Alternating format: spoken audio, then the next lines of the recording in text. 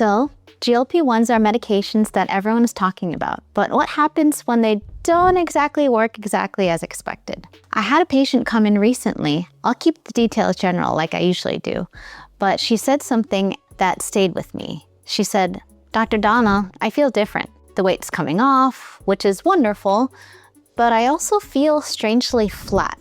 The food noise is gone, but it's almost like some of my joy went with it." That, in my experience, is one of the most precise descriptions of the neurological experience of a GLP-1 medication that I've heard from a patient. Today, I want to explain why that happens, and why these medications, semaglutide, tirzepatide, and others in this class, don't only affect your metabolism, but they affect your brain. And as a psychiatrist, I find this to be one of the most clinically significant developments in medicine in recent years. I'll keep the science accessible, so let's just get into it. Hi, I'm Dr. Marie Dona, youth and adult psychiatrist. I'm here to discuss everything mental health and wellness related, and today I'm going to focus specifically on the relationship between mental health and physical health, because the reality is that your brain and your body are not separate systems. They are deeply, continuously interconnected. GLP-1 medications have become one of the clearest illustrations of that principle. When patients began taking these medicines for diabetes management, weight loss, and psychiatric effects were both beneficial and adverse. They were significant enough that the medical community could not overlook them. That conversation is exactly what we're going to talk about in this video today. So let's talk about what GLP-1s actually do. A brief foundational history in biology, and I'll keep it focused. So GLP-1 stands for glucagon-like peptide 1. It's a hormone your gastrointestinal tract releases in response to eating. Its primary function is to stimulate insulin secretion from the pancreas, slow gastric emptying, and critically, signal to your brain that you are satiated. The medications, Ozempic, Wegovy, Mounjaro, are all GLP-1 receptor agonists. They bond to the same receptors that your body's natural hormone would. They speak the same biological language. And here is where this becomes relevant to psychiatry. GLP-1 receptors are not confined to the gut or the pancreas. They are present throughout the brain, specifically in the regions that govern reward processing, motivation, emotional regulation, and impulse control. What does this mean? So when you take a GLP-1 medication, you're not only modulating your metabolism, you're modulating your neurology. And that distinction matters enormously for understanding how patients might feel on these medicines. So this is actually the intellectual core of the video. What I find most clinically compelling about this class of medications is that what they do in a brain region called the nucleus accumbens, the brain's primary reward center. This is where dopamine, our principal reward neurotransmitter, does much of its work. It activates in response to pleasurable stimuli like food, social connection, physical intimacy, and substances of abuse. It is the neurological engine underlying desire, motivation, and craving. GLP-1 receptors are densely expressed in this region. When GLP-1 agonists bind to those receptors, they attenuate the dopamine reward signal. They reduce amplitude of the neurological response to pleasurable stimuli, particularly food. This is precisely what patients are describing when they say that the food noise has stopped. That persistent cognitive preoccupation with food, the planning, the anticipation, the craving, diminishes significantly. For many patients, it resolves almost entirely. They describe it as a quiet that they never experienced before. The implications extend well beyond food. Patients frequently report reductions in cravings for alcohol, nicotine, and other compulsive behaviors. There is active and genuinely promising research underway on the application of GLP-1 agonists in addiction medicine. However, and this is the clinical nuance I want you to hold on to, and that is when you attenuate dopamine signaling broadly, you might also reduce the reward response to things that were serving you well. And this is where the picture becomes more complex. I want to begin with the positive effects because they are substantial and for many patients, genuinely life-changing. First, a reduction in anxiety related to food. For patients with a history of binge eating, emotional eating, or chronic dietary preoccupation, the cognitive burden of those experiences is significant. When that burden lifts, patients feel meaningfully calmer and more in control. That is a real psychiatric improvement. And second is an improvement in mood and self-perception associated with weight loss. I want to acknowledge the complexity of tying self-worth to body weight. That is a nuanced conversation. But clinically, many of my patients have carried shame and demoralization around weight for years.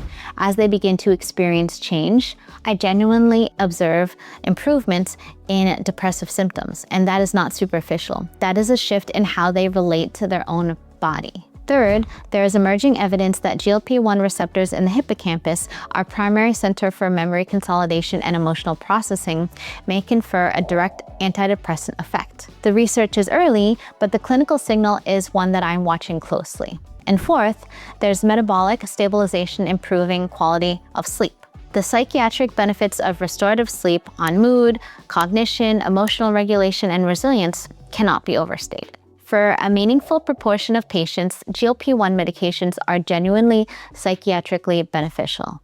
That is an important part of the story. Now, I want to address the effects that are less discussed and that, in my view, deserve far more clinical attention than they currently receive.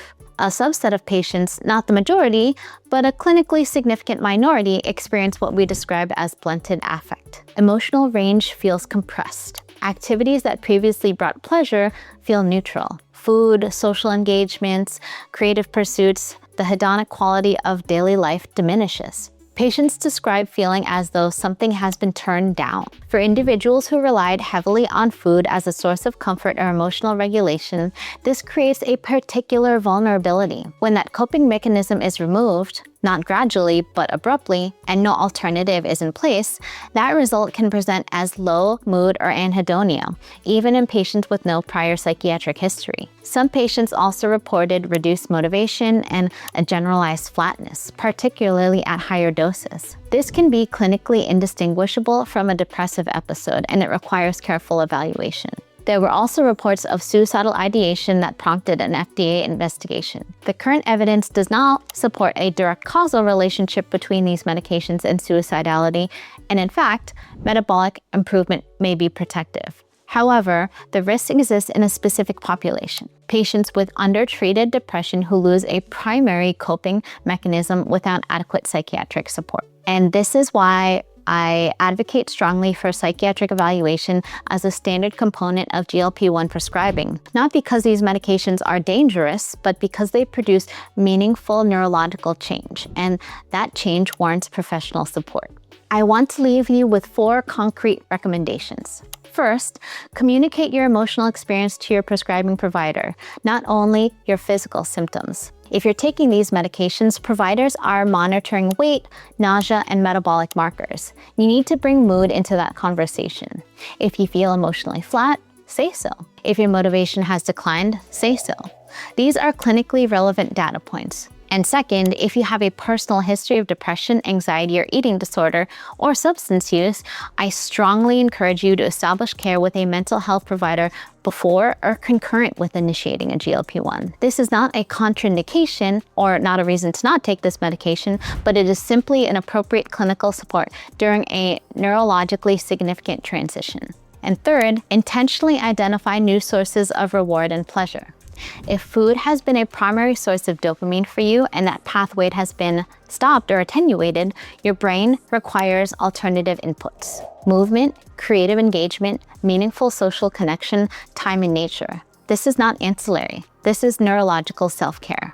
And fourth, allow time for stabilization. Your neurochemistry is recalibrating. For the majority of patients, mood effects, both the benefits and the challenges, stabilize over the course of several months. So thanks for taking the time to understand what is actually happening in your brain and on these medications. That understanding matters, both for your own experience and for the conversations that you have with your own care team. The core message I want you to take from this GLP-1 medications are not simply weight loss drugs. They are neurologically active ingredients with meaningful psychiatric implications that can be profoundly beneficial. It also means that prescribing them without consideration of mental health is, in my opinion, incomplete care. At Dona Wellness Clinic, we approach treatment as what it is, a whole person endeavor, not just the number on the scale, but the full picture of how you feel, think, and function. I do have my metabolic side of my clinic, which will help patients who are wanting to discuss meaningful weight loss, working on their mind, health, body holistically, but medications can also be included. And if you have a mental health history or concerned about potential side effects with these medicines, I definitely suggest that you reach out. If you have questions, I welcome them in the comments. And if you're interested in working with our team, the link to our clinic is in the description below. If this video gave language to something that you have been experiencing but could not quite name, I hope that clarity serves you. See you in the next video. Subscribe if you found this information helpful.